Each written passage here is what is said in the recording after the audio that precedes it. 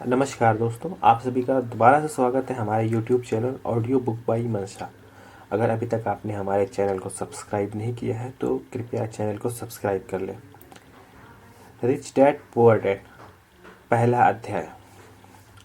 Rich dad poor dad Robert Kiyosaki के अनुसार, मेरे दो डैडी थे, एक अमीर और दूसरे गरीब। एक बहुत पढ़े लिखे थे और समझदार थे। वे PhD थे और उन्होंने अपने 4 साल के अंडर ग्रेजुएट कार्य को 2 साल से भी कम समय में कर लिया था।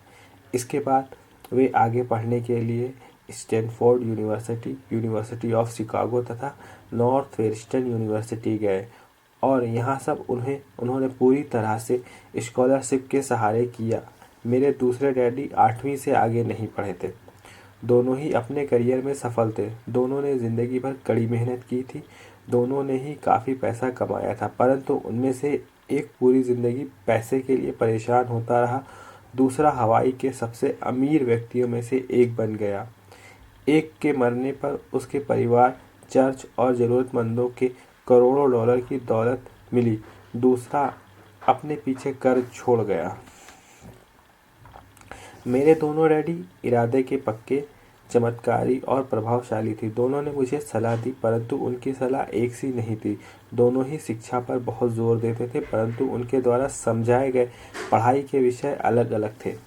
अगर मेरे पास केवल एक ही डैडी होते तो मैं या तो उनकी सलाह मान लेता या फिर उसे ठुकरा देता। चूँकि सलाह देने वाले दो थे, इसलिए मेरे पास दो विरोधाभासी विचार होते थे, एक अमीर आदमी का और दूसरा गरीब आदमी का।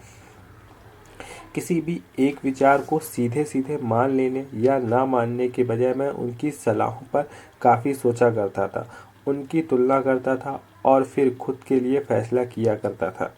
समस्या यह थी कि अमीर डैडी अभी अमीर नहीं थे और गरीब डैडी अभी गरीब नहीं थे। दोनों ही अपने करियर शुरू कर रहे थे। दोनों ही दौलत तथा परिवार के लिए मेहनत कर रहे थे, परंतु पैसे के बारे में दोनों के विचार और नज़रिया एकदम अलग थे। उदाहरण के तौर पर, एक डैडी कहते हैं पैसे को मोह ही सभी बुराइयों की जड़ है, जबकि दूसरे डैडी कहा करते थे पैसे की कमी ही सभी बुराइयों की जड़ है। जब मैं छोटा था तो मुझे दोनों डैडियों की अलग अलग सलाहों से दिक्कत होती थी। एक अच्छा बच्चा होने के नाते मैं दोनों की बातें सुनना चाहता था। परेशानी यह थी कि दोनों एक सी बातें नहीं कहते थे। उनके विचारों में ज़मीन आसमान का फ़र्क था, खासकर पैसे के मामले में। मैं काफ़ी लंबे समय तक यह सोचा करता था कि उनमें से किसने यह कहा, क्यों कहा और उसका परिणाम क्या होगा। मेरा बहुत सा समय सोच विचार में ही गुजर जाता था। मैं खुद से बार बार इस तरह के सवाल पूछा करता था, उन्होंने ऐसा क्यों कहा, और फिर दूसरे डैडी की कही हुई बातों के बारे में भी इसी तरह के सवाल पूछता। काश मैं यह बोल सकता, हाँ वे बिल्कुल सही थे, मैं उनकी बातों से पूरी तरह सहमत था, या यह कहकर मैं सीधे उनकी बात ठुकरा सकता, बुढ़े को यह नहीं पता कि वह क्या कर रहा है। चूँकि दोनों ही मुझे प्यारे थे, इसलिए मुझे खुद के लिए सोचने पर मजबूर होना पड़ा। इस तरह सोचना मेरी आदत बन गई, जो आगे चलकर मेरे लिए फ़ायदेमंद साबित हुई। अगर मैं एक तरह से ही सोच पाता तो यह मेरे लिए इतना फ़ायदेमंद नहीं होता। धन दौलत का विषय स्कूल में ही नहीं बल्कि घर पर पढ़ाया जाता है।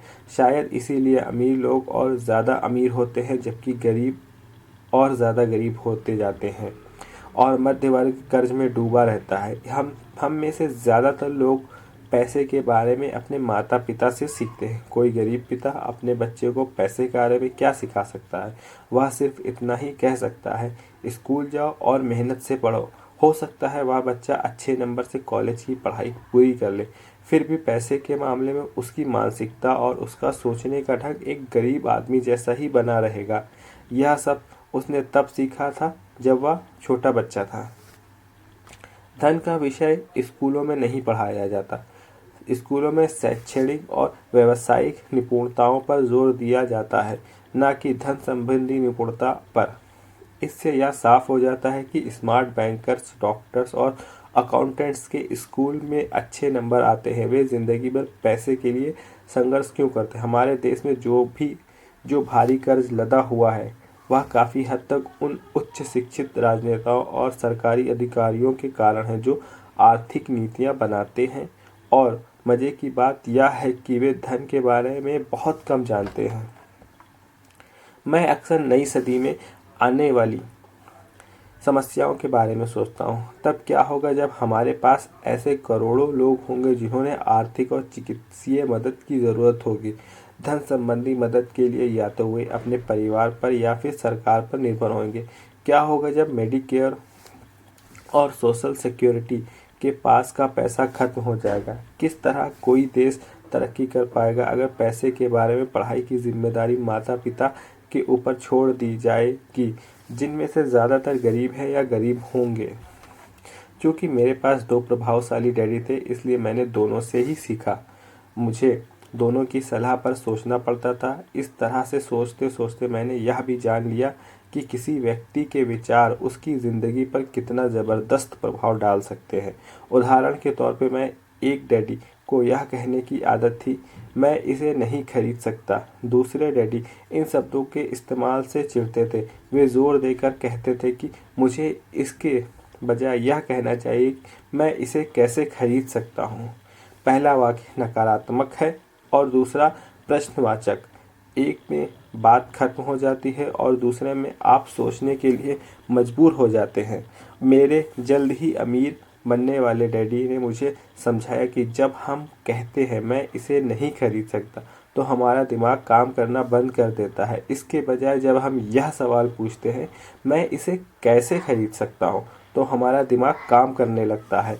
उनका यह मतलब नहीं था कि आप जिस चीज़ पर दिल आ जाए उसे खरीद ही ले। वे लगभग दीवानगी की हद तक अपने दिमाग को कसरत करवाना चाहते थे, क्योंकि उनके ख्याल से दिमाग दुनिया का सबसे ताकतवर कंप्यूटर है। मेरे दिमाग हर रोज़ तेज होता जाता है क्योंकि मैं इसकी कसरत करता हूँ। यह जितना तेज होता जाता है मैं इसकी मदद से उतना ही ज़्यादा पैसा कमा सकता हूँ। उनका मानना था कि मैं इसे नहीं खरीद सकता कहना दिमागी आलस की पहचान है। हालांकि दोनों ही डैडी अपने काम में कड़ी मेहनत करते थे, परंतु मैंने देखा कि पैसे के मामले में एक डैडी की आदत यह थी कि वह अपने दिमाग को सुला देते और दूसरे डैडी अपने दिमाग को लगातार कसरत करवाते रहते।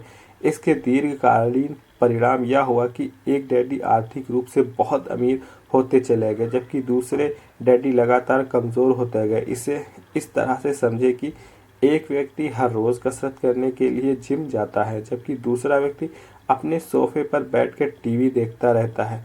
शरीर की यही कसरत से आप ज़्यादा तंदुरुस्त हो सकते हैं और दिमाग की यही कसरत से आप ज़्यादा अमीर हो सकते हैं। आलस्य से स्वास्थ्य और धन दोनों का नुकसान होता है। मेरे दोनों डैडियों की विचारधारा में ज़मीन आसमान का अंतर था। एक डैडी की सोच थी कि अमीरों को ज़्यादा टैक्स देना चाहिए ताकि बेचारे गरीबों का ज़्यादा फ़ायदा मिल सके, जबकि दूसरे डैडी कहते थे टैक्स उन लोगों को सज़ा देता है जो उत्पादन करते हैं और उन लोगों को इनाम देता है जो उत्पादन नहीं करते हैं। एक डैडी सिखाते थे मेहनत से पढ़ो ताकि तुम्हें किसी अच्छी कंपनी में नौकरी मिल जाए, जबकि दूसरे डैडी सीख यह थी मेहनत से पढ़ो ताकि तुम्हें किसी अच्छी कंपनी को खरीदने का मौका मिल जाए। एक डैडी कहते थे मैं इसलिए अमीर नहीं हूँ क्योंकि मुझे बाल बच्चों को पालना पड़ता है। दूसरे डैडी कहते थे मैं इसलिए अमीर बनना है क्योंकि मुझे अपने बाल बच्चों को पालना है। एक डैडी डिनर की टेबल पर पैसे और बिजनेस के बारे में बात करने के लिए हमेशा प्रोत्साहित करते थे। दूसरे डैडी भोजन करते समय पैसे की बात करने के लिए मना करते थे। एक का कहना था जहाँ पैसे का सवाल हो सुरक्षित कदम उठाओ, खतरा मत उठाओ। दूसरों का कहना था खतरों का सामना करना सीखो। एक का मानना था हमारा घर ही हमारा सबसे बड़ा निवेश और हमारी सबसे बड़ी संपत्ति है। दूसरे का मानना था मेरा घर मेरा दायित्व है और अगर आपका घर आपकी नज़र में आपका सबसे बड़ा निवेश है तो आप गलत हैं। दोनों ही डैडी अपने बिल समय पर चुकाते थे, परंतु उनमें से एक सबसे पहले अपने बिल चुकाता था जबकि दूसरा सबसे आखिरी में। एक डैडी का यह मानना था कि कंपनी या सरकार को आपका ध्यान रखना चाहिए और आपकी ज़रूरत को पूरा करना चाहिए। वे हमेशा तनख्वाह में बढ़ोतरी, रिटायरमेंट योजनाओं, मेडिकल लाभ, बीमारी की छुट्टियों के लिए दिन और बाकी सुविधाओं के बारे में चिंतित रहते थे। वे अपने 2 चाचाओं से बहुत प्रभावित थे जो सेना में चले गए थे और 20 साल के सक्रिय जीवन के बाद उन्होंने एक रिटायरमेंट और जीवन भर का आराम का इंतजाम कर लिया था। वे मेडिकल लाभ के विचार के पसंद करते थे और सेना द्वारा अपने रिटायर्ड कर्मचारियों को दी जा रही सुविधाओं की भी तारीफ करते थे। उन्हें विश्वविद्यालय का टेन्योर सिस्टम भी काफ़ी पसंद था। कई बार नौकरी से आजीवन मिल रही सुरक्षा और नौकरी के लाभ नौकरी से ज़्यादा महत्वपूर्ण हो जाते हैं। वे अक्सर यह कहते थे, मैंने सरकार के लिए बहुत मेहनत से काम किया है और इसलिए बदले में मुझे ये लाभ मिलने चाहिए। दूसरे डैडी पूरी तरह से आर्थिक स्वावलंबन में विश्वास करते थे। सुविधाभोगी मानसिकता के विरोधी थे। वे यह मानते थे कि इस तरह की मानसिकता लोगों को कमज़ोर और आर्थिक रूप से ज़रूरतमंद बनाती है। उनका दृढ़ विश्वास था कि आदमी को आर्थिक रूप से सक्षम होना चाहिए। एक डैडी कुछ डॉलर बचाने के लिए परेशान रहे, दूसरे डैडी एक के बाद एक निवेश करते रहे। एक डैडी ने मुझे बताया कि अच्छी नौकरी तलाशने के लिए अच्छा सा बायोडाटा कैसे लिखा जाए। दूसरे ने मुझे यह सिखाया कैसे मजबूत व्यावसायिक और वित्तीय योजनाएं लिखी जाएं जिससे मैं नौकरी दे सकूं। 2 प्रभावशाली डैडियों के साथ रहने के कारण मुझे यह विश्लेषण करने का मौका मिला कि उनके विचारों का उनके जीवन पर कितना प्रभाव हो रहा है। मैंने पाया कि दरअसल लोग अपने विचारों से ही अपने जीवन को दिशा देते हैं। उदाहरण के तौर पर मेरे गरीब डैडी हमेशा कहा करते थे, मैं कभी अमीर नहीं बन पाऊंगा, और उनकी यह भविष्यवाणी सही साबित हुई। दूसरी तरफ मेरे अमीर डैडी हमेशा खुद को अमीर समझते थे। वे इस तरह की बातें करते थे, वे अमीर हूँ, और अमीर लोग ऐसा नहीं करते। एक बड़े आर्थिक झटके के बाद जब वे दिवालियेपन की कगार पर थे, तब भी वे खुद को अमीर आदमी ही कहते रहे। वे अपने समर्थन में यह कहते थे, गरीब होने और पैसा न होने में फ़र्क होता है। पैसा पास में न होना अस्थायी होता है, जबकि गरीबी स्थायी है। मेरे गरीब डैडी यह भी कहते थे, मेरी पैसे में कोई रुचि नहीं है, यह पैसा महत्वपूर्ण नहीं है। मेरे अमीर डैडी हमेशा कहते थे, पैसे में बहुत ताकत है। हो सकता है हमारे विचारों की ताकत को कभी भी मापा ना जा सके या फिर उन्हें पूरी तरह से समझा ना जा सके। फिर भी बचपन में ही मैं यह समझने गया था कि हमें अपने विचारों पर ध्यान देना चाहिए और अपनी अभिव्यक्ति पर भी। मैंने देखा कि मेरे गरीब डैडी इसलिए गरीब नहीं थे क्योंकि वे कम कमाते थे, बल्कि इसलिए गरीब थे क्योंकि उनके विचार और काम गरीबों की तरह थे। 2 डैडी होने के कारण बचपन से ही मैं इस बारे में बहुत सावधान हो चला था कि मैं किस तरह की विचारधारा अपनाऊं। मैं किसकी बात सुनूं, अपने अमीर डैडी की या अपने गरीब डैडी की। हालांकि दोनों ही शिक्षा और ज्ञान को महत्वपूर्ण मानते थे, परंतु क्या सीखा जाए इस बारे में दोनों की राय अलग अलग थी। एक चाहते थे कि मैं पढ़ाई में कड़ी मेहनत करूं, डिग्री लूं और पैसा कमाने के लिए अच्छी सी नौकरी ढूंढ लूं। वो चाहते थे कि मैं एक पेशेवर अधिकारी, वकील या अकाउंटेंट बन जाऊं या MBA कर लूं। दूसरे डैडी मुझे प्रोत्साहित करते थे कि मैं अमीर बनने का रहस्य सीख लूं। यह समझ लो कि पैसा किस तरह काम करता है और यह जान लो कि इससे अपने लिए कैसे काम लिया जाता है। मेरे पैसे के लिए काम नहीं करता। इन शब्दों को बार बार दोहराया करते थे, पैसा मेरे लिए काम करता है। 9 वर्ष की उम्र में मैंने यह फैसला किया कि पैसे के बारे में अपने अमीर डैडी की बात सुनूंगा और उनसे सीखूंगा। यह फैसला करने का मतलब था अपने गरीब डैडी की बातों पर ध्यान न देना। हालांकि उनके पास कॉलेज की बहुत सी डिग्रियां थी जो मेरे अमीर डैडी के पास नहीं थी। रॉबर्ट फ्रॉस्ट का सबक। रॉबर्ट फ्रॉस्ट मेरे पसंदीदा कवि हैं। हालांकि मुझे उनकी बहुत सी कविताएं पसंद हैं, परंतु अ रोड नॉट टेकन मुझे सबसे ज़्यादा पसंद है। मैं उसकी शिक्षा का इस्तेमाल हर रोज़ करता हूँ। द रोड नॉट टेकन, वह राह जिसे चुना नहीं गया। पीले जंगल में दो राहें बंटी थीं और अफसोस कि मुझे एक को चुनना था, और मैं अकेला पथिक खड़ा रहा देर तक, यह देखते हुए कि यह राह कहाँ तक जाती है, झुरमुटों में मुड़ने के पहले।